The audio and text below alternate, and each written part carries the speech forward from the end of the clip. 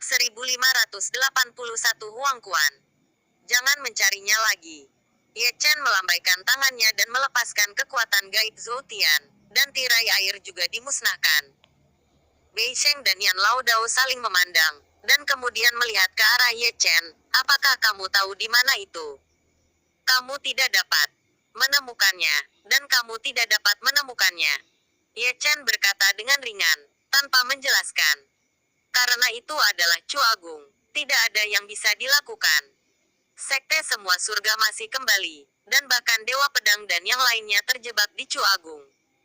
Sangat tidak mungkin untuk pergi ke sana. Bukannya dia tidak ingin menjelaskan, tapi dia takut menakut-nakuti Yan Lao Dao dan Bei Sheng, dan legenda Great Chu semuanya rahasia. Rahasia itu terlalu kuno, dan pertempuran berdarah itu terlalu kejam. Bahkan jika mereka menceritakannya, mereka tidak akan mempercayainya. Aku akan menemanimu untuk menemukan Raja Rakyat, kata Bei Sheng. Aku akan pergi juga. Yan Lao Dao juga mencondongkan tubuh lebih dekat. Aku sudah bertahun-tahun tidak melihat keluarga lamaku.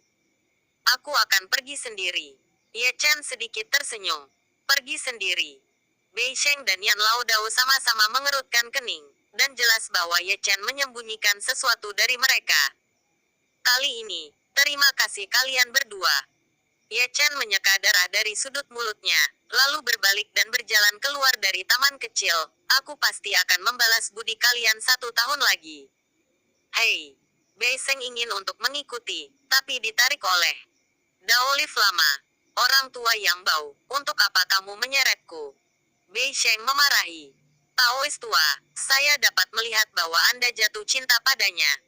Taois tua Yan mengeluarkan guci dan berkata dengan santai, dia mencari istrinya sepanjang jalan.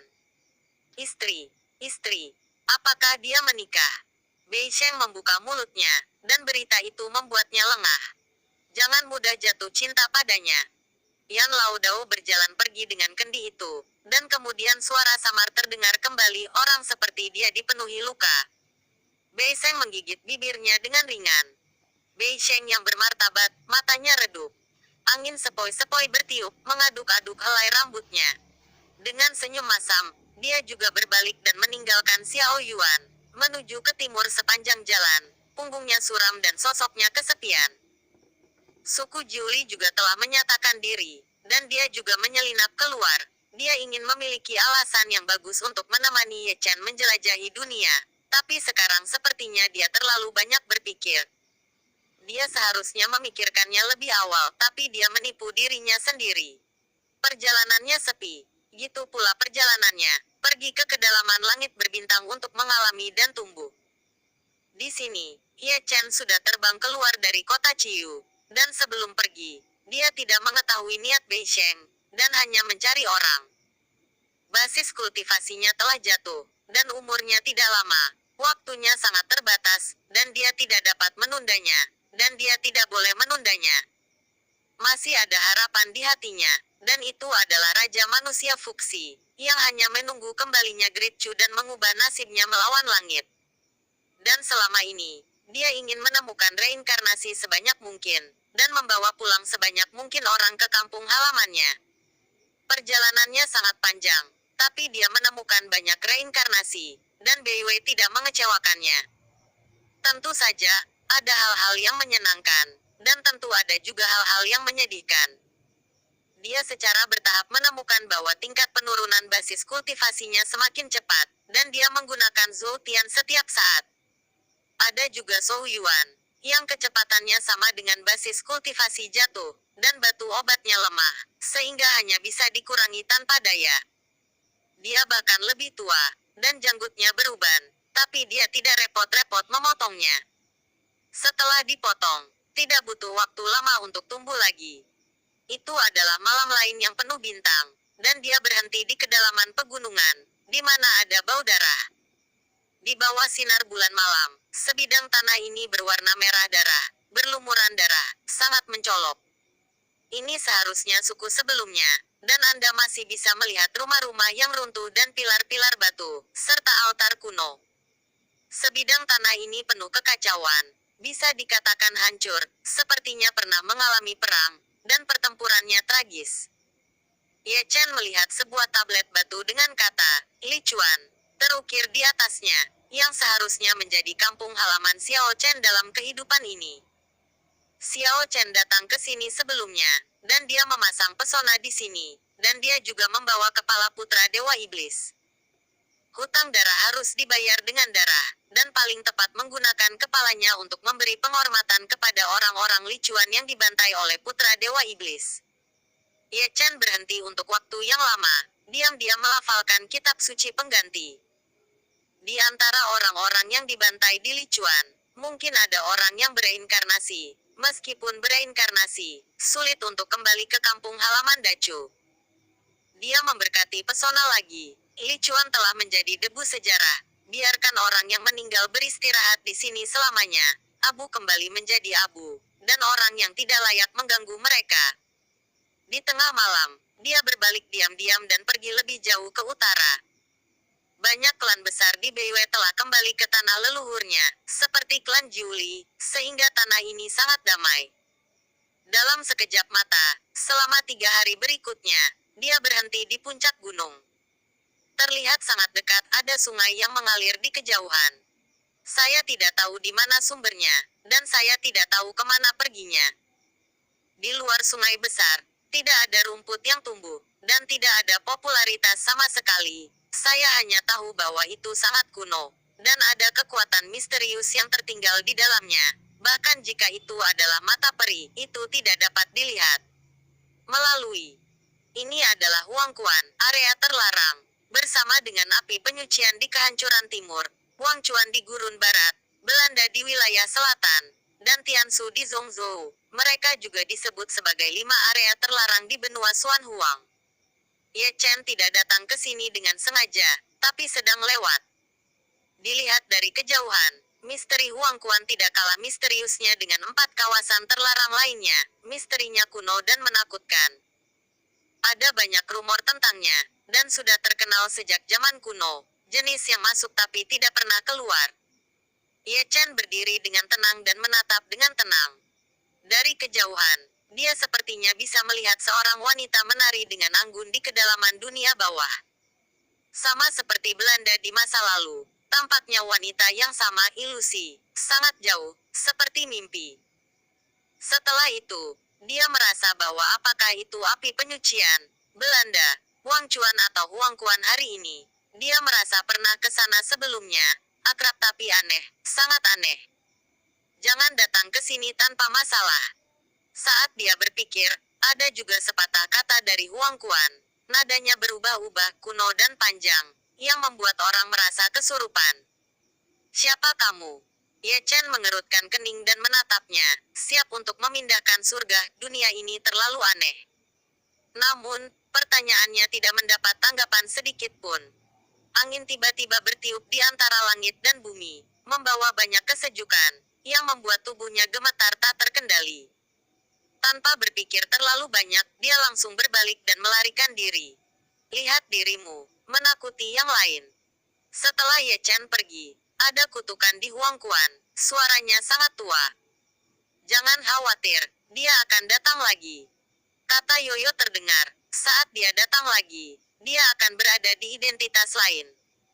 Ye Chen secara alami tidak tahu tentang percakapan ini. Jika dia mendengarnya, dia akan berlari lebih cepat. Area terlarang terlalu menakutkan. Nyatanya, dia sudah berlari sangat cepat, meski terlihat tua, kaki dan kakinya lincah, dan dia terbang jauh seperti seberkas cahaya, membuat orang yang lewat tercengang. Di bawah bulan, itu tidak damai. Malam di Zhongzhou sangat gelap, tidak ada satupun bintang yang terlihat. Di istana bawah tanah yang gelap, lebih dari selusin sosok berdiri di sana. Melihat lebih dekat, mereka semua adalah kenalan lama Ye Chen, putra dewa dari klan peri, putra dewa Feng Xian, putra dewa dari ras dewa, putra dewa dari ras iblis, putra Suesang, putra dari Tianchan, putra mengubur langit, putra dewa iblis, dan putra ras jiwa. Kecuali mereka, ruang di istana bawah tanah terdistorsi, dan angin dingin bertiup kencang, sangat dingin. Itu adalah tubuh ilahi Nirvana, dan juga ada di istana bawah tanah ini, tapi tidak pernah muncul, dan bergerak di luar angkasa. Di istana bawah tanah, selain mereka, ada ratusan sosok, semuanya dirantai, berlumuran darah. Jika Ye Chen ada di sini, dia pasti mengenal orang-orang ini. Mereka semua adalah orang-orang yang bereinkarnasi, termasuk Master Heng Yu dan Master Heng Tian, yang terpikat melalui tulang kecapi. Kami tidak memiliki keluhan atau permusuhan dengan Anda dan orang lain, dan kami terlalu licik. Orang-orang yang bereinkarnasi meraung marah, dan banyak dari mereka tampak sedikit ganas, dan mata mereka merah. Mereka semua ditangkap. Karena alasan ini, klan mereka juga mengalami bencana berdarah, dan kebanyakan dari mereka musnah. Teman-teman lama Ye Chen, semua pantas mati. Dewa klan peri tersenyum tipis dengan senyum menggoda, sepasang mata peri, penuh haus darah dan tirani, dan cahaya suram itu menakutkan. Saya mendengar bahwa dia paling menghargai kasih sayang. Itu akan menjadi pilihan yang baik bagi Anda untuk memikatnya di sini. Feng Xian juga tersenyum, dengan wajah garang dan tak tertandingi dalam senyumannya. Kamu. Mata Tuan Heng Yu dan Tuan Heng Tian memerah, dan baru pada saat itulah mereka tahu apa tujuan orang-orang ini menangkap mereka adalah untuk membunuh Ye Chen. Orang-orang yang bereinkarnasi tidak tahu bagaimana orang-orang ini mengetahui hubungan mereka dengan Ye Chen, ini rahasia. Tapi mereka mengenal Ye Chen dengan baik. Jika mereka tahu bahwa mereka ditangkap, mereka pasti akan datang untuk menyambutnya. Itu akan menjadi jalan buntu. Aku ingin tubuh sucinya. Dewa Putra Protos tersenyum. Asal-usul Ekaristi adalah milikku. Putra Dewa Iblis itu menjilat lidah merahnya, serta hati dan darah iblisnya. Kuali besarnya, aku sangat menyukainya. Sue Sangzi tersenyum, matanya menunjukkan cahaya suram itu menakutkan. Feng Xianyu, milikku. Feng Xian menyeringai. Pedang Zundi milik kita. Senzi Zhangtian, Tian Chan, dan Sue Sangzi semuanya tertawa, sangat dingin. Tulang suci, aku menginginkannya. Metode rahasia untuk memindahkan langit dan mengubah bumi adalah milikku. Tas penyimpanan, aku akan mengambilnya. Istana bawah tanah tertawa terus-menerus dan suara suram itu dingin. Sebelum mereka menangkap Ye Chen, mereka mulai membagi jarahan. Harta Ye Chen semuanya berada dalam lingkup divisi tersebut. Bab 1582 Saya ingin pulang. Ye Chen berlari dengan liar sepanjang jalan, hanya berhenti saat fajar. Tidak bisa disangkal, aku takut. Pria itu mengelus janggutnya dan tanpa sadar melirik ke belakang. Kata-kata dalam Huang Quan membuatnya diam-diam bersumpah bahwa dia tidak akan pernah mendekati area terlarang lagi. Itu adalah tempat yang sangat berbahaya. Saat dia berbicara, dia menepuk bahunya, melangkahi sebuah perahu kecil, dan melangkah ke daratan yang luas. Ada gunung di sini, tapi sangat tandus, kekuatan spiritual langit dan bumi tipis, dan tidak ada yang berpenghuni. Dia bahkan tidak tahu bahwa Suan Huang Beiwe masih memiliki daerah yang gitu sunyi, tanahnya kering dan retak, dan angin serta pasir beterbangan. Saya tidak tahu kapan, saya melihat sosok terbang berpasangan dan bertiga dengan pedang. Semuanya adalah biksu, dan basis kultivasi mereka tidak tinggi. Dia mengenakan jubah tao polos berjalan jauh di langit, rambut putih berkibar, jubah tao bergoyang, dengan janggut panjang, dan sosok kurus. Dia benar-benar abadi. Banyak biksu yang bertemu di jalan akan memberi hormat kepadanya, dan sikapnya tampak seperti peri sungguhan. Namun, ada juga beberapa biksu yang tidak memiliki penglihatan yang baik, yang menganggap dirinya kuat dan sombong, dan mengorganisir kelompok untuk merampok. Tak perlu dikatakan nasib mereka, ada beberapa orang yang datang, dan itu tidak cukup bagi Ye Chen untuk menekan mereka. Mereka malah dirampok, dan pakaian mereka ditelanjangi.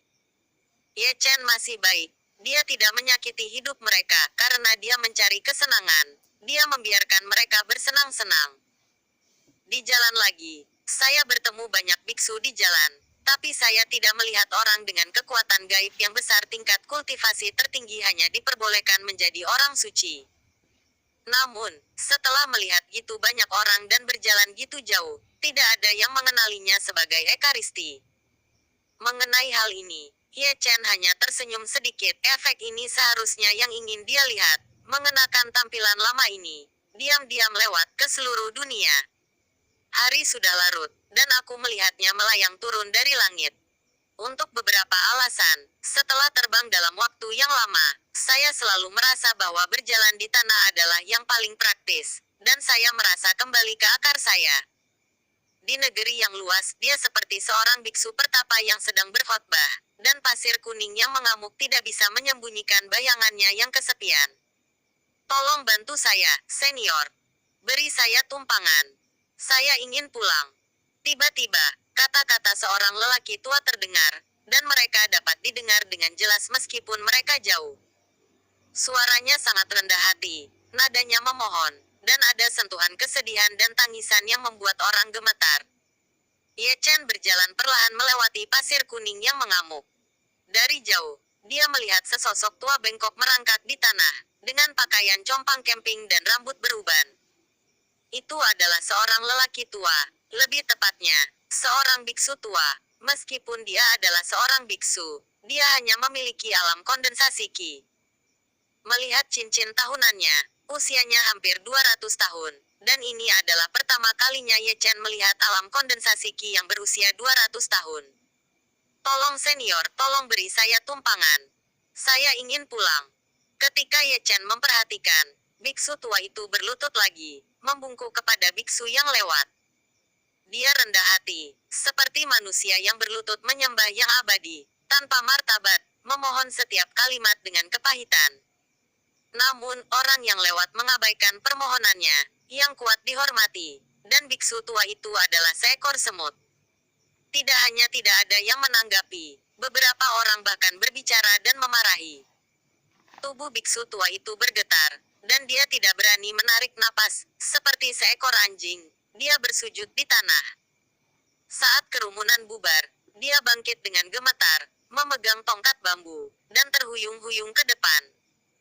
Dia terlalu tua, umurnya tidak lama, dan vitalitasnya telah runtuh. Dihitung menurut cincin tahunan, hidupnya yang unik tidak akan bertahan lebih dari 3 hari.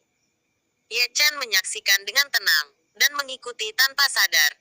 Punggung biksu tua itu berubah-ubah, dan setiap langkah sangat sulit. Melihatnya, Ye Chen merasa seolah-olah dia melihat dirinya sendiri dalam 100 tahun. Masa hidupnya akan segera berakhir, dan dia harus menggunakan seluruh kekuatannya untuk berjalan. Akhirnya, biksu tua itu berhenti, mungkin lelah, dan meringkuk di bawah pohon tua, memegang kruknya. Angin malam terasa sangat dingin, membuatnya meringkuk tak terkendali. Mata tuanya mendung, tanpa cahaya sedikit pun, kelopak matanya bergetar dari waktu ke waktu, dan dia tidak bisa menahan kantuk. Ye Chen melangkah maju perlahan dan berdiri di bawah pohon tua. Orang tua, apakah rumahmu sangat jauh? Dengan suara serak, aku meninggalkan rumah ketika aku berumur 10 tahun dan dibawa pergi oleh Yang Abadi. Aku hanya ingin kembali ke kampung halaman saya, tapi saya mengalami bencana dalam perjalanan, akar saya hancur dan saya ditinggalkan. Tahun demi tahun, dalam sekejap mata selama 200 tahun, saya hanya ingin daun yang jatuh kembali ke akarnya. Chen diam, mengobrol beberapa kata, tapi bisa mendengar keadaan pikiran Lao Xiu. Sedih dan tak berdaya, dia meninggalkan rumah ketika dia masih muda, tapi dia sudah tua ketika dia kembali, dan dia akan mati dalam perjalanan pulang. Sekilas tentang kampung halaman saya. Biksu tua itu terlalu lemah. Dia hanya dalam kondisi kondensasi Qi. Dia bahkan tidak bisa mengendalikan pedang. Dunia ini luas, dan rumahnya terlalu jauh. Tanpa sadar, dia mengangkat tangannya sedikit, dan dengan lembut meletakkannya di punggung biksu tua itu, menggunakan esensi untuk memperpanjang hidupnya. Ini bukan urusannya, dunia biksu yang kejam. Ada terlalu banyak hal seperti itu, tapi dia bersedia membantu Siu tua. Itu semua karena kata-kata biksu tua. Aku ingin pulang. Keduanya sangat mirip. Biksu tua itu ingin pulang, tapi dia tidak mau. Dia telah jauh dari kampung halamannya selama lebih dari 200 tahun. Tubuh biksu tua itu gemetar, dan dia memandang Ye Chen dengan tatapan kosong, dengan air mata berlinang. Terima kasih, senior. Ye Chen tersenyum, tidak berbicara, dan merasa sedih di hatinya. Kesedihan ini untuk biksu tua, tapi ketika dia kembali ke rumah, itu akan menjadi kesedihan yang lain. Ayah dan ibunya sudah lama pergi, dan kerabatnya sudah lama meninggal. Hal-hal berubah, orang-orang berubah. Melihat sekeliling, tidak ada yang akrab. Betapa kesepiannya dalam keadaan pikiran itu. Angin dan pasir masih ada, dan dedaunan tua bergemerisik. Ye Chen cukup baik.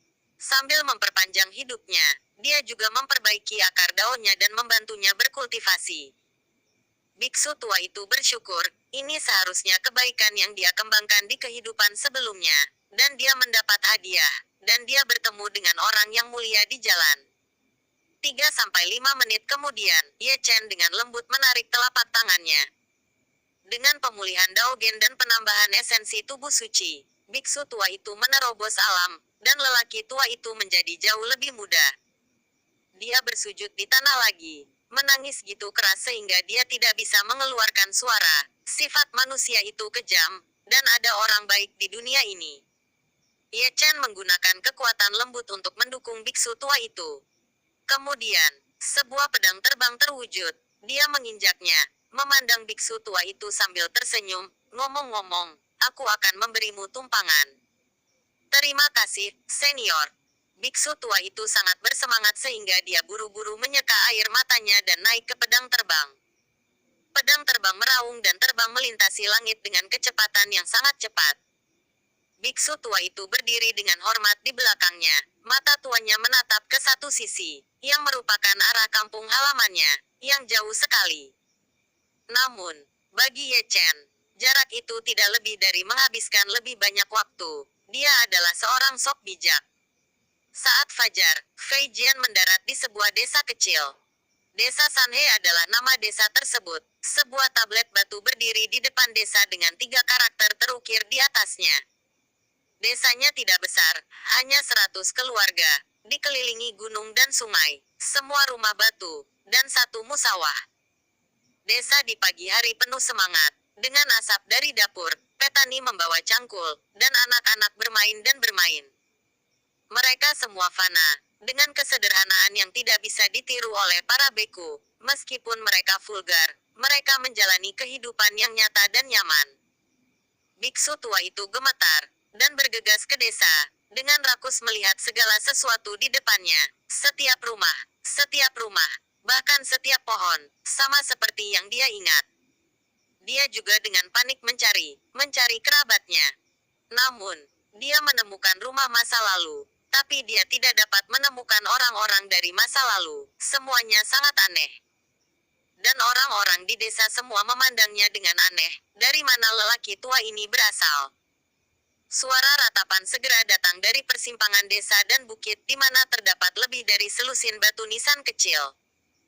Biksu tua itu berlutut di depan batu nisan, menangis dengan keras. Orang tua dan kerabatnya dimakamkan di sana. Dia datang terlambat, dan pada akhirnya mereka tidak sabar menunggunya.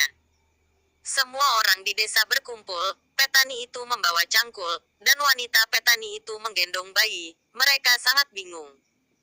Ada beberapa generasi di antara mereka, dan tidak ada yang mengenali biksu tua itu, juga tidak tahu mengapa dia menangis di sini. Ye Chen menyaksikan dengan tenang, merasa sedih. Bagi manusia, 200 tahun terlalu lama. Dia bisa dianggap kembali ke kampung halamannya, tapi tidak ada yang dia kenal yang menertawakannya. Jika Anda melewatkan 200 tahun, Anda melewatkan kehidupan ini, dan reinkarnasi berikutnya terlalu lama, dan akan sulit untuk bertemu lagi. Ye Chen menghela nafas berbalik perlahan, dan memulai perjalanan lagi. Namun, saat dia hendak ke Yutian, di Jue, yang tergantung di lautan dewa, gemetar hebat. Terkejut, Ye Chen berbalik tanpa sadar, menyipitkan matanya sedikit, menyapu desa, dan menatap seseorang. Itu adalah seorang anak, atau yatim piatu. Anak-anak lain digendong oleh orang tuanya, tapi dia sendirian, dengan wajah gelap dan pedang kayu kecil di tangannya.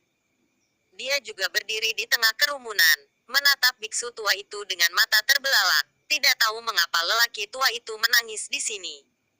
Ye Chen segera berjalan, menyebabkan penduduk desa melihat ke samping. Seorang lelaki tua datang menangis di depan kuburan. Dan seorang lelaki tua lainnya datang. Sangat aneh, saya tidak tahu siapa itu. Ye Chen tersenyum, berjongkok di depan anak itu, dan melirik liontin bulan sabit di leher anak itu. Liontin itu adalah bagian dari Dijue, hanya seukuran jari kelingking, dan itu adalah bagian terakhir dari Dijue. Kakek, siapa kamu? Anak itu mengangkat kepalanya, suaranya tidak dewasa dan penuh rasa ingin tahu. Aku orang yang lewat. Ye Chen menyentuh kepala si kecil, tersenyum ramah. Apa itu orang yang lewat? Mata si kecil berkibar. Orang yang lewat adalah orang yang lewat. Ye Chen tertawa datar, dan menunjuk ke liontin bulan sabit yang tergantung di leher si kecil. Kakek menyukai ini, aku akan menukarnya denganmu. Lalu, Ye Chen mengeluarkan liontin sebening kristal buah spiritual dari buah tersebut penuh dengan keharuman, yang membuat mata anak-anak bersinar, dan mata anak-anak yang hadir juga berbinar. Kelihatannya enak. Anak itu melepas liontin bulan sabit, memeluk buahnya, dan tidak sabar untuk menggigitnya. Memang sangat manis, dan dia tersenyum cerah. Kakek, aku juga ingin makan. Semua anak memandang Ye Chen dengan penuh semangat ngiler. Jangan salahkan orang tua itu, anak itu tidak masuk akal. Para petani dan wanita itu tertawa dan memeluk anak itu dengan erat. Tidak apa-apa. Ye Chen tersenyum, dan langsung mengeluarkan tas yang penuh dengan buah spiritual yang jernih dengan aroma buah yang kuat. Ayo makan. Ye Chen tersenyum, dan melangkah ke bukit di belakang desa, karena liontin bulan sabit yang baru saja ditukar telah diintegrasikan ke dalam Kaisar Jue. Di Jue utuh, dengan kekuatan ilahi yang aneh menyebar di lautan dewa, bahkan dengan kekuatan kultivasinya, sulit untuk menghentikannya. Tak berdaya, dia tidak punya pilihan selain pergi ke pegunungan untuk mempelajari di Jue. Di belakangnya terdengar suara anak-anak melompat kegirangan, masing-masing memegang buah spiritual. Mereka belum pernah makan buah yang gitu enak. Bab 1583 Konsepsi Artistik Kaisar Jue. Di pegunungan, Ye Chen menemukan ruang terbuka dan duduk bersila. Melihat ke dalam laut ilahi, Kaisar Jue yang menyatu mengapung di sana, berlama-lama dengan cahaya ilahi dan memancarkan udara kuno. Dengan di Jue sebagai pusatnya, gumpalan cahaya peri menyebar keluar, yang mengejutkannya dan membuatnya merasa hampa. Selain itu, ada jejak samar dari kekuatan Kaisar. Jue Kaisar bertatakan pada prajurit Kaisar, dan itu juga diwarnai dengan kekuatan suci Kaisar. Bahkan jika rusak itu akan tetap bertahan selamanya. Ye Chen menatap dengan mata batinnya, di Jue luar biasa. Itu masih mengingat adegan mendapatkan potongan pertama Kaisar Jue lebih dari 200 tahun yang lalu, dan bahwa Qi yang dipukuli hingga lumpuh olehnya. Sepanjang jalan, fragmen Kaisar Jue ditemukan satu persatu, sampai sekarang, akhirnya selesai. Melihatnya, dia hanya merasa pikirannya sedang kesurupan sesaat, dan dia terseret ke dalam konsepsi artistik, yang membuatnya lengah. Gambar di depannya telah berubah drastis, tapi itu adalah awan berkabut. Awan dan kabut masih tertinggal dan perlahan menghilang, menampakkan tanah tandus dengan pegunungan dan sungai yang mengalir di atasnya. Tanah luas itu penuh dengan tanaman hijau subur. Dia melihat seorang wanita berdiri dalam kehampaan berkabut, tidak dapat melihat wajahnya dengan jelas, sejauh mimpi. Dia tak tertandingi. Dia benar-benar peri yang dibuang, berlama-lama dalam cahaya surgawi, dengan sikap tak tertandingi, menghadap ke dunia. Pemaksaannya merusak, dan hukum jalan Kaisar terbang, membuat dunia bergetar, dan langit diam.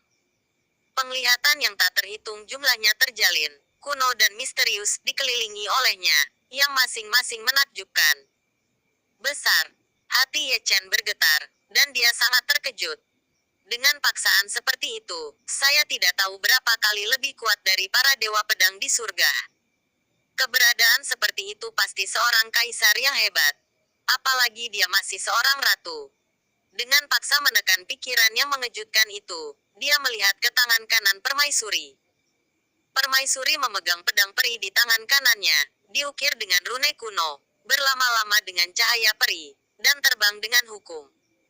Ujung pedang bertatahkan liontin batu giok, persis seperti Kaisar Jue, atau dengan kata lain, yaitu Kaisar Jue. Pedang itu adalah prajurit kaisar yang dipotong Zhu Xianjian. Lalu siapa dia? Dan kaisar yang mana dia? Ye Chen menatap kaisar wanita dan tahu bahwa dia adalah seorang kaisar. Permaisuri Honglian, Permaisuri Yao Qi, Permaisuri Dong Hua. Di antara 130 kaisar Xuan Huang, hanya 3 permaisuri ini. Tentara kekaisaran mereka bukan pedang. Bagaimana permaisuri ini keluar? Permaisuri keempat. Ye Chen menggaruk kepalanya, merasakan sedikit bingung. Untuk beberapa alasan, dia tampak akrab bagi permaisuri. Keakraban ini bukanlah wajahnya, tapi sikapnya. Jadi dia pernah melihatnya di suatu tempat sebelumnya, dan dia merasa sangat akrab. Di mana kamu melihatnya? Aku ingat itu di area terlarang. Ya, aku melihatnya di area terlarang. Memikirkannya, dia sepertinya mengingat sesuatu, dan matanya berbinar. Api penyucian di kehancuran timur, Belanda di wilayah selatan, Wang Chuan di gurun barat, dan Huang Quan di pegunungan utara.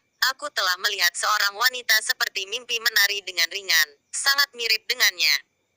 Ye Chen menatap permaisuri. Semakin dia terlihat, semakin dia mirip dengannya. Semakin aku terlihat seperti seseorang, semakin aku merasakan hawa dingin di belakangku. Di Jue, siapa tuanmu? Seseorang dari area terlarang. Siapa dia? Ye Chen tidak tahu mengapa permaisuri menari di area terlarang, dan melompati setiap area terlarang. Saat dia sedang berpikir, dia tiba-tiba merasakan konsepsi artistik ini bergetar. Kemudian, dunia menjadi pucat. Namun di atas kabut dan ketiadaan, ada awan dan kabut yang kacau mengamuk, kilat dan guntur membelah langit yang luas. Langit dan bumi gelap, dan semua cahaya terhalang oleh awan yang kacau, seperti Chu yang agung di masa lalu, ketika tidak ada langit. Permaisuri bergerak, dan pedangnya menghancurkan langit dan bumi, memotong awan kacau yang menutupi langit, dan langsung menuju ketiadaan. Dia melawan guntur, membunuh semua makhluk menakutkan di sepanjang jalan, seolah dia ingin membunuh sampai ke ujung langit. Mata Ye Chen kabur, dan dia tidak bisa lagi melihat sosok permaisuri. Bahkan dengan mata peri, dia tidak bisa melihat menembus kehampaan. Meskipun itu adalah konsepsi artistik, ada semacam paksaan dalam kegelapan yang membuatnya gemetar, dan itu bisa menghancurkan dunia dalam sekejap. Saya tidak tahu kapan, saya melihat kaisar wanita jatuh, berlumuran darah, hukum jalan kaisar runtuh, dan cahaya abadi jalan kaisar musnah. Jatuh bersamanya juga pedang kaisar miliknya, yang juga redup dalam cahaya peri dan ternoda darah permaisuri. Itu tidak lengkap dan dipotong menjadi 2. Wajah Ye Chen berubah, keberadaan seperti apa yang ditemui kaisar wanita, pertempuran gitu sengit darah kaisar berceceran di seluruh dunia. Awan dan kabut kekacauan mengamuk, dan ada pedang peri 7 warna. Memanifestasikan, menyilaukan, dan menebas permaisuri yang jatuh. Ye Chen menatapnya, dan mengenali pedang peri yang berwarna-warni. Itu adalah pedang eksekusi abadi, dan dia tidak akan pernah melupakannya sampai dia mati. Matanya merah darah, dan dia melihat pedang Zuxian menebas ke arah permaisuri, tapi tidak ada yang bisa dia lakukan. Pada saat ini, konsepsi artistik sedang bergejolak dan pecah. Ye Chen kembali ke pikirannya, membuka dan menutup matanya, menyemburkan darah tanpa mengucapkan sepatah kata pun, dan pingsan di tempat. Meski pingsan, Di Jue terbang keluar dari antara alisnya. Tampaknya memiliki roh, berseri-seri dengan cahaya surgawi, berdengung dan gemetar, tampaknya berkabung untuk tuannya. Ia terbang menjauh, menyeberangi sungai, dan menyapu pegunungan, seperti seberkas cahaya, memasuki area terlarang Huangquan. Ada suara hai ringan di area terlarang Huangquan, dan seluruh area terlarang bergetar. Di pegunungan, Ye Chen masih dalam keadaan koma, melihat sesuatu yang seharusnya tidak dilihatnya, dan menderita serangan balik. Untungnya, ada Kaisar Jue yang telah melakukan terlalu banyak reaksi untuknya. Jika tidak, dengan moralitasnya, dia akan menghilang dalam asap. Kali ini dia tidur lama sekali, dari pagi hingga malam, tapi dia tetap tidak bangun. Di kaki gunung, biksu tua itu masih berlutut di depan makam, terlihat kesepian, sedih, dan terkadang menyeringai. 200 tahun kemudian, dia kembali, tapi dia tidak ditemani orang tua dan kerabatnya telah lama menjadi debu sejarah. Di belakangnya, anak yang mengubah Kaisar Jue dengan Ye Chen sedang duduk di sana, memegang dagunya dengan dua tangan kecil. Kakek, aku punya rumah kecil, ikut aku. Pada malam hari, desa kecil itu terdiam, dan terkadang ada anak-anak berbicara dalam mimpi mereka. Di sini malam, tapi Zhongzhou, ribuan mil jauhnya, telah mengantarkan fajar. Ye Chen, aku datang ke Gunung Zutian untuk menyelamatkan teman lamamu. Gitu langit cerah, ada tawa samar yang menyebar kemana-mana. Senyum tipis ini bercampur dengan kekuatan kultivasi, menyatu dengan kekuatan gaib yang besar, menyebar tanpa batas, dan tidak pernah hilang untuk waktu yang lama. Zhongzhou terguncang, dan itu hanya karena sudah lama tidak ada berita tentang Ekaristi. Mendengar ini, dia agak terkejut. Awan bergerak ke segala arah, dan mereka semua mengikuti sumber suara. Ketika saya sampai di kaki Gunung Zutian, yang saya lihat adalah pemandangan berdarah. Tapi di depan Gunung Zutian, ada platform batu besar dengan radius 10.000 zang. Ada pilar tembaga berdiri di atas platform batu, dan seseorang dikunci di setiap pilar tembaga, dengan rambut acak-acakan dan tulang berdarah. Di ujung peron batu terdapat deretan singgasana kuno. Di setiap singgasana terdapat seseorang yang duduk, di antaranya adalah putra dewa dari klan peri, dewa Phoenix abadi, dan putra dewa klan dewa. Dibandingkan dengan orang-orang yang terkunci, mereka semua santai, berbaring di singgasana. Hal yang sama adalah mulut mereka penuh dengan senyuman menggoda, dan mata mereka penuh dengan cahaya suram, brutal dan haus darah. Ya, mereka semua adalah musuh Ekaristi. Orang-orang yang datang lebih dulu melirik Dewa Peri dan yang lainnya, dan hanya bisa menghela nafas. Siapa mereka yang dikurung? Jelas mereka semua adalah teman lama Ye Chen. Para dewa dari klan peri tidak dapat menemukan tubuh suci, jadi mereka menangkap teman lamanya. Ini adalah pengepungan lain yang menargetkan tubuh suci. Saya tidak tahu apakah Ekaristi juga dapat memecahkan situasi kali ini, dan saya menantikannya. Semua yang dilakukannya bertentangan dengan langit. Banyak orang mengatakan hitung dengan jari Anda, Xuan Huang Xinghai, Yao Qi Grand Fair, kota kuno Dong Huang, reruntuhan kuno, dicari di wilayah selatan, pengepungan di gurun barat. Sejak Ye Chen datang ke Xuan Huang, setiap tempat yang dia kunjungi penuh dengan kegembiraan, dan setiap tempat penuh dengan pembunuhan, setiap saat bahkan lebih buruk. Belum lagi, memilih satu secara acak bertentangan dengan surga, dan tidak ada orang lain yang dapat melakukannya kecuali Ekaristi. Kamu Chen, kamu tidak boleh datang. Di pilar tembaga, Tuan Heng Yu dan Tuan Heng Tian sedang berjuang, suara mereka serak. Kultivasi mereka telah dihapuskan, dan mata mereka sangat redup. Hal yang sama berlaku untuk reinkarnasi lainnya, mereka yang dilarang tidak bisa bergerak. Jika mereka bisa bunuh diri, mereka akan pergi ke jalan Huang Quan tanpa ragu. Semua orang di Dacu mengenal Ye Chen. Jika dia tahu, dia pasti akan datang. Tapi mereka tidak ingin Ye Chen datang. Ini jalan buntu. Ye Chen terlalu menderita, dan dia tidak bisa kehilangan nyawanya untuk sampai ini. Apakah kamu yakin dia akan datang? Di tengah diskusi, putra Dewa Abadi melirik Feng Xian di sampingnya. Aku mengenalnya dengan sangat baik, dan aku pasti akan datang. Feng Xian menyeringai, wajahnya penuh kebencian. Jika itu masalahnya, biarkan dia datang dan pergi. Banyak dewa tersenyum ganas dengan mata dingin bermekaran di seluruh mata mereka. Bab 1584 ada drama besar. Di pagi hari, asap dari dapur di desa Sanhe damai. Cekikikan tidak ada habisnya, dan anak-anak bermain dan terhuyung-huyung dengan langkah kecil, polos dan cemerlang.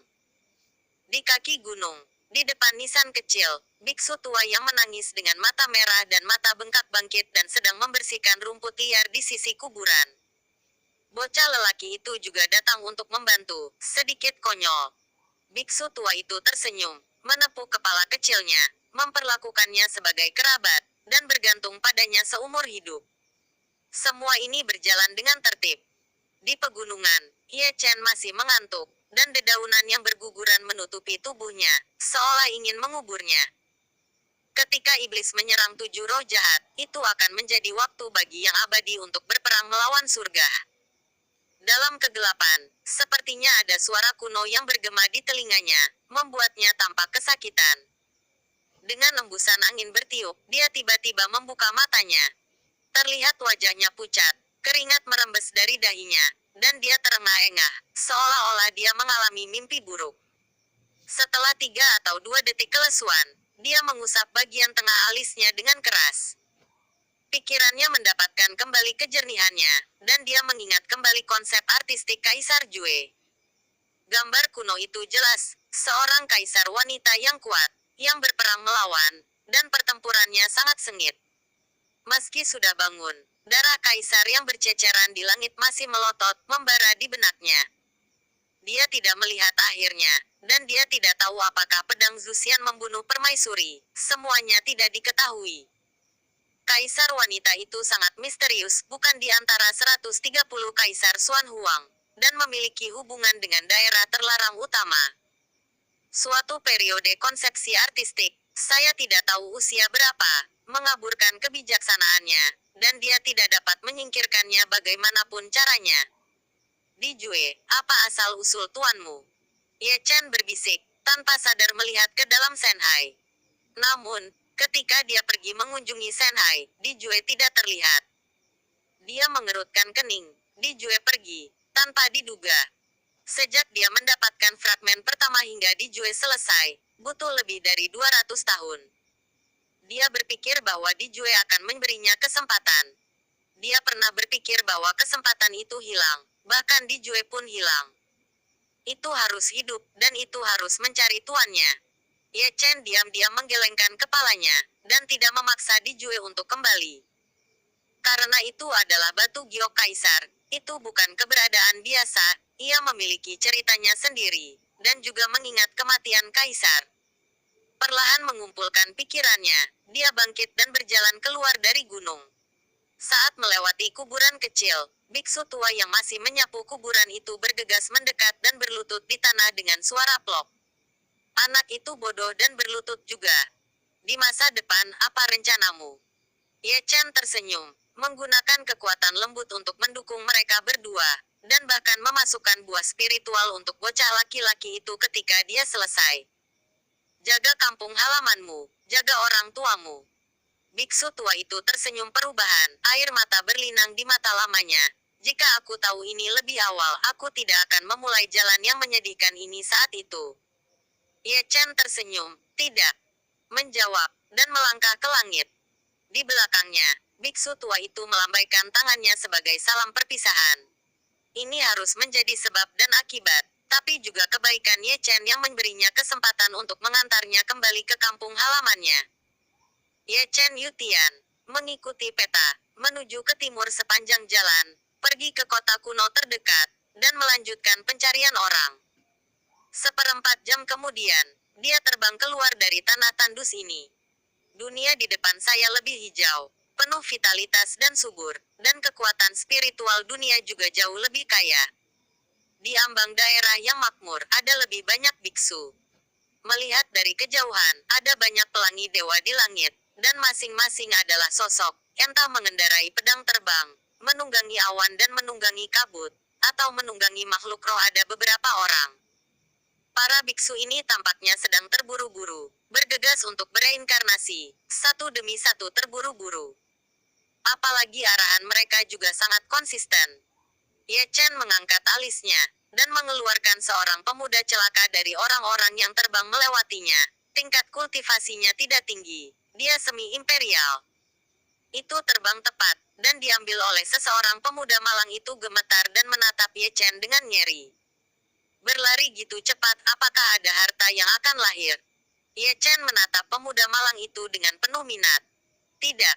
Itu bukan harta langka, Itu adalah tubuh suci kuno. Pemuda malang itu berjanji, tidak berani menarik napas. Tubuh suci. Musuh dari tubuh suci menangkap teman lama dari tubuh suci dan mengunci mereka di bawah pegunungan langit. Ada ratusan dari mereka. Sampai tubuh suci muncul, kami semua pergi ke Zhongzhou untuk menonton sebuah drama. Mendengar ini, pikiran Ye Chen berdengung, seolah disambar petir. Petir, niat membunuh tiba-tiba muncul, dan dunia juga membeku. Wajah pemuda malang itu berubah, ekspresinya langsung pucat dan tidak berdarah, dan seluruh tubuhnya sepertinya telah jatuh ke 9 dunia terpencil. Para biksu yang lewat juga terkena akibatnya, dan mereka jatuh, tidak mampu menahan paksaan Ye Chen. Sungguh roh jahat yang kuat. Terlalu banyak biksu gemetar di dalam hati mereka dan memandang Ye Chen dengan ngeri. Mereka tidak tahu siapa Ye Chen, hanya saja dia sangat kuat, dan dunia yang memaksa sedang dalam kekacauan. Ye Chen sudah di jalan, dan langsung menuju kota kuno dengan tubuhnya seperti cahaya peri. Niat membunuhnya tidak bisa lagi ditahan, dan mata emasnya penuh dengan cahaya dingin yang mekar, yang juga tirani. Kekuatan tubuh suci terlalu kuat, dan langit hancur berkeping-keping. Dia juga terlalu cepat, dia tidak melihat ke jalan, dan kultivator, es, yang terbang di langit dirobohkan olehnya sepanjang jalan. Pada titik tertentu, dia melangkah ke kota kuno yang luas. Seseorang sedang melakukan ekaristi lagi, jadi saya harus pergi dan melihatnya. Gitu dia memasuki kota kuno, Ye Chen mendengar diskusi satu demi satu, dan semua orang berbondong-bondong ke pusat kota. Pengamatan visual, kali ini keributan akan lebih besar. Orang-orang yang menangkap teman lama ekaristi semuanya kuat, dan pertempurannya tidak kecil. Ekaristi kali ini kurang lebih tidak menyenangkan. Dia adalah karakter yang kejam. Aku tidak bisa menjaminnya, Ye Chen tidak akan pergi, itu jalan buntu. Jika aku tubuh suci, aku pasti tidak akan pergi. Di tengah diskusi, Ye Chen bergegas. Semua jalan, dan pejalan kaki di jalan dirobohkan olehnya. Akan ada banyak pelecehan, dan terlihat bahwa Ye Chen tutup mulut secara sadar ketika dia menunjukkan roh jahat dan paksaan yang kuat. Di depan formasi teleportasi di kota kuno, ada antrian panjang. Tak perlu dikatakan lagi, mereka semua pergi ke Zhongzhou untuk menonton pertunjukan besar. Ye Chen tiba dan langsung pergi ke platform batu tanpa mengantri. Pergi ke belakang dan berbaris. Pria yang menjaga susunan teleportasi adalah seorang lelaki tua berjubah ungu, dengan nada suram dan agung. Itu benar, ada gitu banyak orang, beraninya kamu mengantre. Ada gelombang kutukan di bawah. Keluar dari sini untukku, jangan terlalu menarik. Orang tua ini memiliki temperamen buruk, pergi dan antrilah. Ye Chen menutup telinga dan melangkah ke susunan teleportasi. Hei, aku pemarah. Seseorang berhenti, dan seorang pria botak besar datang dan memanggil dengan telapak tangan. Ini adalah puncak dari alam kaisar, satu telapak tangan seberat gunung, dan dia tidak menahan tangannya, membuat Ye Chen membayar harga untuk kesombongannya. Ye Chen tetap diam, membalikkan tangannya dan menjabatnya dengan keras. Darah berceceran, dan pria berkepala botak itu berguling di tempat, dagingnya retak dan menabrak loteng di seberangnya. Di puncak realem kaisar, kamu baru saja digulingkan seperti ini. Orang-orang dari seluruh dunia tercengang, dan banyak orang terkejut kembali. Teman Taois, kamu melanggar aturan. Pria tua berjubah ungu yang bertanggung jawab atas susunan teleportasi mendengus dingin, dan mendorongnya dengan telapak tangan. Tingkat kultivasi orang ini tidak rendah, dia adalah orang suci. Jauh lebih kuat dari pria botak sebelumnya, dan dia percaya diri dengan kekuatan tempurnya. Ye Chen masih tidak berbicara, tapi dia masih sangat kuat. Dia menggunakan tinju bahuang untuk melawannya, dan kekuatannya sangat kuat. Bunga darah lainnya bermekaran, dan lelaki tua berjubah ungu itu berlutut di tempat, lengannya berubah menjadi kabut darah, dan tubuh fisik serta tubuh dewanya runtuh. Mendesis. Suara penyedot Aceh terdengar, dan ekspresi semua orang berubah. Itu adalah orang suci. Itu hanya tatap muka, dan itu dikalahkan secara langsung. Kultivasi macam apa pria itu, gitu kuat. Kudus. Tubuh suci. Dia adalah tubuh suci. Di tengah suara keheranan, lelaki tua berjubah ungu itu terhuyung-huyung. Mata tuanya melotot, dan dia menatap Ye Chen dengan tak percaya. Ekstasi. Satu kalimat membuat si Fang tidak bisa menahan diri untuk tidak berseru, dan semua mata tertuju pada Ye Chen. Ini sebenarnya Ekaristi, dan dia sebenarnya ada di Xuan Huang Beiwei. Ekspresi semua orang menjadi luar biasa, dan mereka tidak pernah menyangka bahwa protagonis dari adegan kematian Zhongzhou akan muncul di sini. Berpura-pura menjadi orang tua, tidak heran aku tidak mengenalinya. Orang-orang yang hadir mundur secara kolektif, terutama orang yang mengutuk sebelumnya. Wajahnya pucat dan hatinya bergetar. Terutama pria botak besar yang menyerang Ye Chen sebelumnya, dan pria tua berjubah ungu yang bertanggung jawab atas formasi teleportasi. Mereka hampir jatuh ke tanah, karena takut Ye Chen akan dilikuidasi. Saint Pisikwe terlalu kuat, memiliki reputasi yang luar biasa, dan merupakan karakter kejam yang belum dibunuh oleh orang-orang yang dicari oleh semua ras. Dia benar-benar tidak dapat diprovokasi. Jika Ekaristi mulai membunuh, tidak ada seorang pun di sini yang dapat bertahan, dan kekuatan tempurnya juga telah melampaui batas tertentu. Namun, kekhawatiran mereka yang hadir semuanya berlebihan. Ye Chen tidak menyelesaikan masalah ini, dan dia tidak punya waktu untuk menyelesaikan masalah dengan orang-orang ini. Dia sudah mengatur formasi sendiri dan menyesuaikan koordinat ruang. Arai teleportasi berdengung dengan cepat, dan dia langsung menghilang.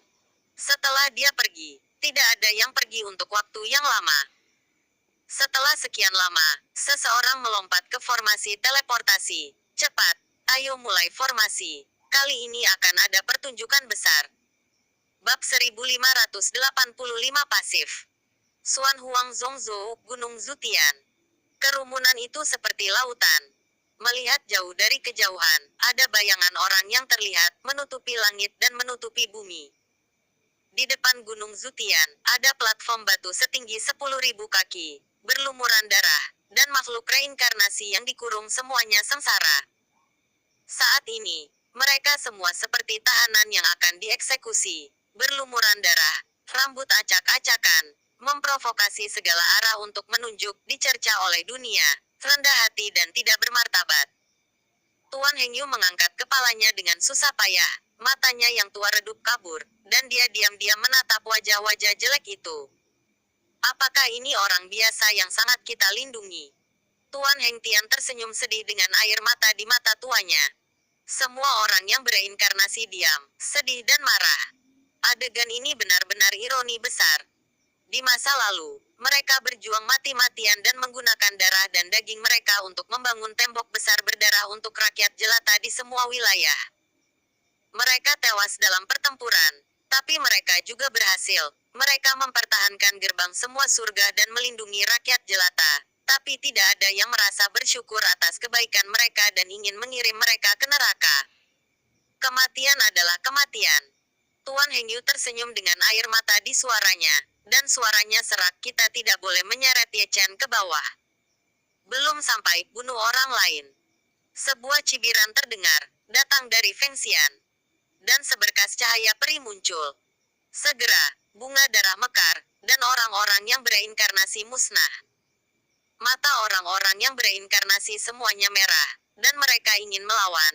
Tapi mereka tidak bisa bergerak. Mereka hanya bisa menyaksikan kerabat mereka dibunuh, dan helaian darah memilukan. Membosankan, sungguh membosankan. Senzi tersenyum tipis berbaring di singgasana. Dengan santai mengangkat ibu jarinya dan menarik jarinya, menjentikkan jarinya, dan memenggal satu orang. Aku tidak sabar. Xianzu Senzi dan yang lainnya tertawa menggoda, mata mereka penuh darah. Di mana tubuh suci itu? Mengapa belum datang?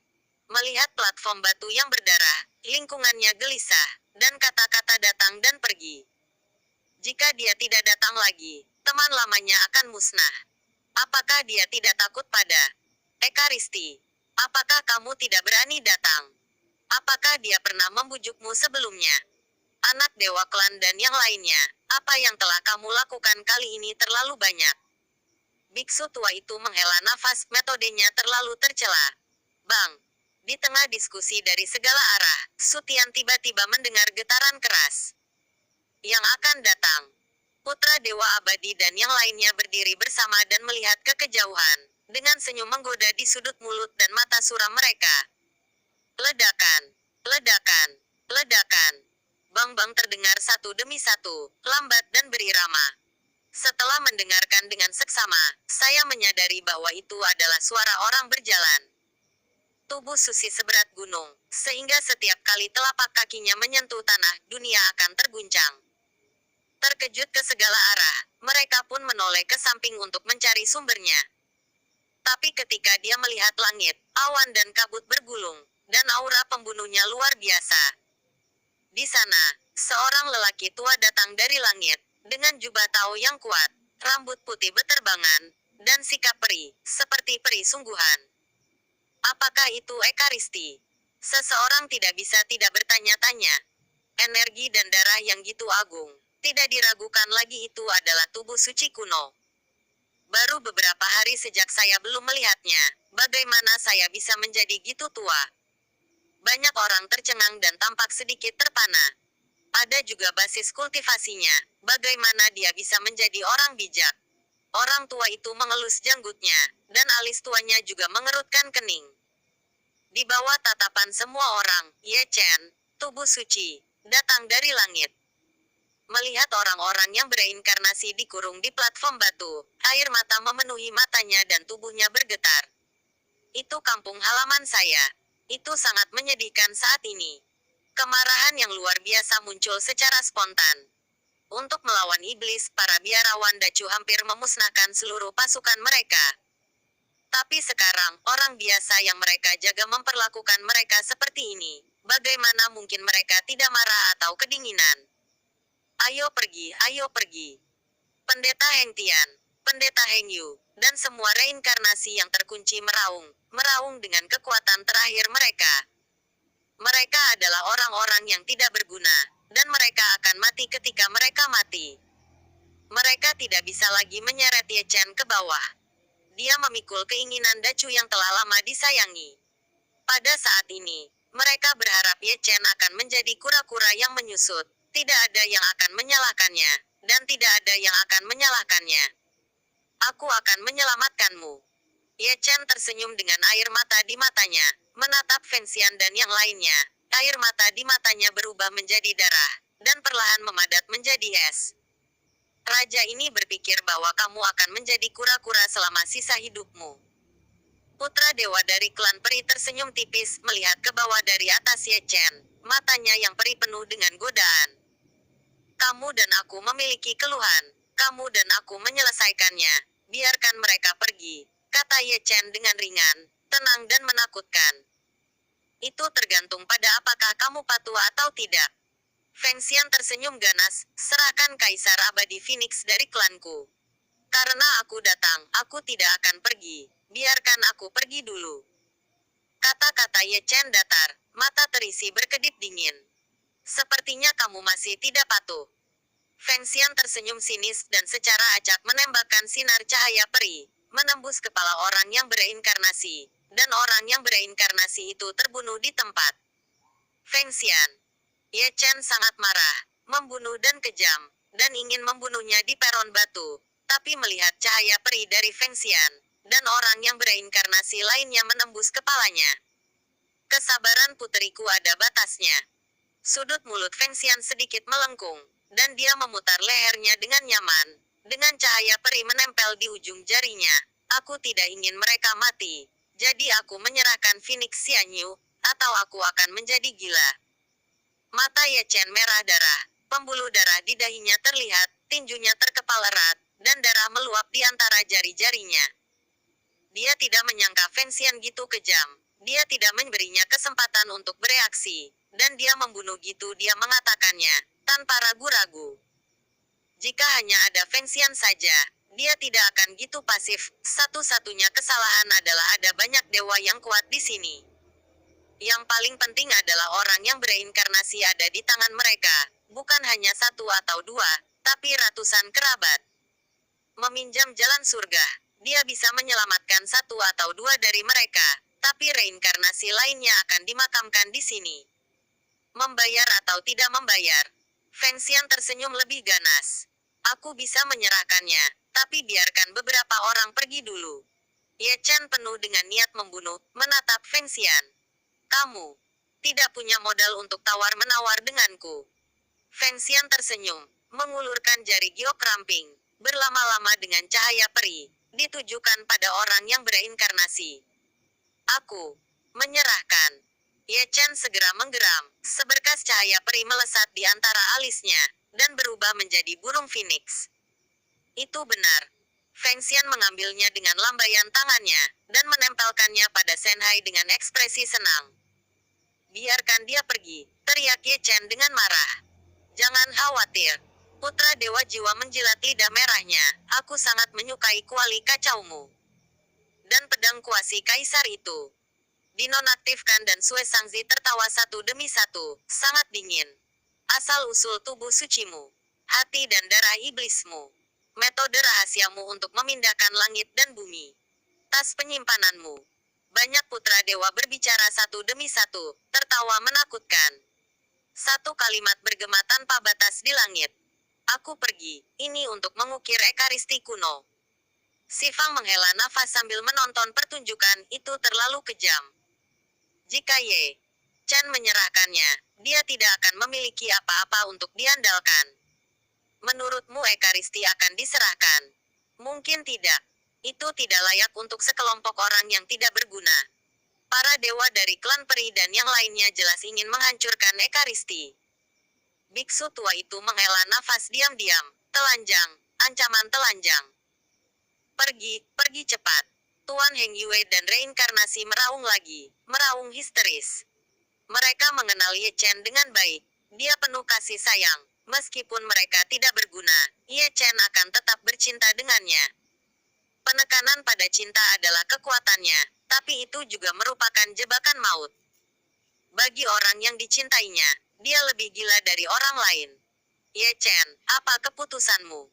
Semua dewa tersenyum dan menatap Ye Chen di bawah dengan penuh minat. Ujung jari mereka semua memiliki cahaya ilahi yang sedingin es. Jika Ye Chen tidak berteman, mereka tanpa ampun akan membunuh teman lama Ye Chen. Sekelompok orang yang tidak berguna, mereka semua adalah semut. Mata Ye Chen memerah, dan lautan dewa bersenandung. Reinkarnasi berdarah telah membuatnya kehilangan kebijaksanaan yang seharusnya dia miliki, dan pikirannya telah dibutakan oleh darah. Akhirnya, cahaya langit berkelap-kelip di antara alisnya. Saat berikutnya, kuali besar terbang keluar, berdengung dan bergetar. Ini benar-benar persahabatan. Orang-orang dari segala arah gempar. Putra dari klan jiwa tersenyum, dan dengan tidak sabar mengambil kuali yang kacau. Sepasang mata dewa penuh dengan cahaya yang menyala-nyala. Ye Chen mengabaikannya, dan cahaya surgawi keluar dari tubuhnya. Itu adalah pedang Kaisar Zun. Pedang itu berdentang, dan prestise Kaisar Zun menari. Lalu, ada awan cahaya ajaib, yaitu jantung iblis dan darah iblis. Berikutnya adalah tas penyimpanan dan metode rahasia mengubah langit dan mengubah bumi. Dia benar-benar gila. Setelah menyerahkan semua ini, dia masih mengeluarkan asal mula tubuh suci kuno. Kali ini, mata orang-orang kuartet menjadi cerah, dan napas mereka terengah-engah. Itulah asal mula tubuh suci, dan itu adalah fetis yang menentang surga. Namun, tanpa ragu-ragu, Ye Chen mendorong asal mula ekaristi, asal muasal yang gemilang, agung dan bergelombang. Sosoknya terhuyung-huyung, auranya anjlok, dan dia hampir jatuh ke dalam sok bijak. Dia sudah tua, tapi sekarang dia bahkan lebih tua, dan dia diam-diam menjadi lebih gelap. Saat ini, dia bukan lagi ekaristi, tapi hanya garis keturunan biasa, tanpa paksaan yang mendominasi dari garis keturunan ekaristi. Sungguh luar biasa. Kelompok dewa sangat senang, dan mereka membagi harta Ye Chen, yang sangat menyenangkan. Biarkan dia pergi. Mulut Ye Chen berdarah, dan dia mendongak. Apa terburu-buru? Immortal Klan Guzi tersenyum tipis, kamu harus tahu apa yang diinginkan raja ini. Ye Chen tidak berbicara, dan dia dan Immortal Klan Guzi saling kenal. Anak dewa dari klan peri, orang yang mengingini adalah mata abadi dari 6 jalan. Dia mengangkat tangannya, menyentuh mata kirinya, dan menariknya keluar. Darah berceceran dan menetes ke wajah Ye Chen. Setiap helai menyilaukan, dan orang-orang yang menonton tersentak. Mata klan peri, kembalikan klan perimu. Suara Ye Chen serak, dan dia membuang mata peri. Mata peri yang menantang surga yang membantunya menghasilkan banyak uang meninggalkan tubuhnya lagi. Dia tidak akan berpikir bahwa mengembalikan mata abadi dalam situasi seperti itu akan menjadi sunyi atau ironis. Putra dari klan peri terengah-engah, dan tidak sabar untuk mengambilnya, dan meletakkannya di telapak tangannya. Matanya berapi-api. Mata abadi dari 6 jalan, ini adalah mata abadi dari 6 jalan. Murid tertinggi dari klan abadi, mata abadi yang dia impikan. Ini sebenarnya mata abadi dari 6 jalan. Kultivator Sifang terkejut, dan banyak orang mengenali mata yang menentang langit. Ya Tuhan, Ye Chen benar-benar memiliki mata peri dari klan peri. Tidak heran dia gitu kejam, tidak heran dia bisa melarikan diri berulang kali karena mata peri yang sombong. Perasaan yang luar biasa. Di tengah diskusi, putra dewa dari klan peri telah mengintegrasikan esensi mata peri ke mata kirinya, dan dia menikmatinya di seluruh wajahnya. Kekuatan yang mendominasi dari 6 jalur mata peri membuatnya bersemangat, dan dia sangat bersemangat sehingga dia akan menjadi gila. Biarkan dia pergi. Ye Chen memuntahkan darah lagi, napasnya lemah. Selama reinkarnasi aman dan sehat, dia memiliki kesempatan untuk kembali, dan banyak harta yang dia serahkan akan diambil kembali. Bahkan jika dia kehilangan sumber dari tubuh suci dan banyak harta, bahkan jika dia jatuh ke kuasi sage, bahkan jika dia tidak memiliki mata peri dari 6 jalan, dia masih memilikinya. Kepercayaan diri yang kuat untuk melakukan serangan balik permainan. Jika kamu ingin menyelamatkan mereka, berlutut dan mohon padaku. Itu adalah Feng Xian lagi. Dengan senyum ganas dan wajah tiada taraf, pada saat ini terlihat sangat jelek, seperti hantu jahat. Ye Chen terdiam, kakinya ditekuk, dan dia berlutut di tanah dengan keras, menundukkan kepalanya yang angkuh. Saat ini, sosoknya suram, tubuh tuanya bungkuk. Tubuh suci kuno yang agung sangat tak tertahankan saat ini. Orang-orang dari segala arah menghela nafas dan tidak bisa tidak mengagumi keberanian Ye Chen, dan tidak bisa tidak mengagumi kebodohan Ye Chen. Ah! Orang-orang yang bereinkarnasi semuanya gila, mengaum dengan liar, dengan darah dan air mata. Itu Ye Chen, penguasa pengadilan surgawi yang menguasai dunia, Kaisar Chu yang memandang rendah dunia, tapi berlutut seperti anjing, dan semuanya untuk orang-orang mereka yang tidak berguna. Hahaha. Feng Xian tertawa, gitu pula para dewa dari klan peri, tertawa dengan tidak hati-hati. Kamu Chen, kamu juga punya hari ini, seperti anjing. Biarkan orang pergi. Ye Chen masih mengucapkan kata-kata yang sama, serak. Biarkan orang pergi. Putra dewa dan dewi di atas tahta semuanya menunjukkan 2 baris gigi putih, berkilauan dengan cahaya suram, dan mata mereka ganas dan haus darah. Untayan lampu peri sedingin es keluar dari ujung jari mereka, dan menembak ke arah orang yang bereinkarnasi yang terkunci di pilar tembaga. Gambarnya berdarah, bunga darah bermekaran satu demi satu, masing-masing adalah kehidupan yang segar. Mereka semua mati karena kamu. Tawa yang tidak bermoral bergema di langit, suram dan sesat. Tubuh Ye Chen gemetar hebat, matanya menonjol, ditutupi dengan mata merah, dan bunga darah yang mekar memenuhi matanya. Ratusan orang, tidak ada yang selamat. Tiba-tiba, pupil matanya menjadi hitam dengan kecepatan yang terlihat oleh mata telanjang. Rambut putihnya berubah menjadi merah darah dengan kecepatan yang terlihat oleh mata telanjang. Darah yang mengalir di tubuhnya juga berubah menjadi hitam dengan kecepatan yang terlihat oleh mata telanjang. Batas suksesi darah, buka.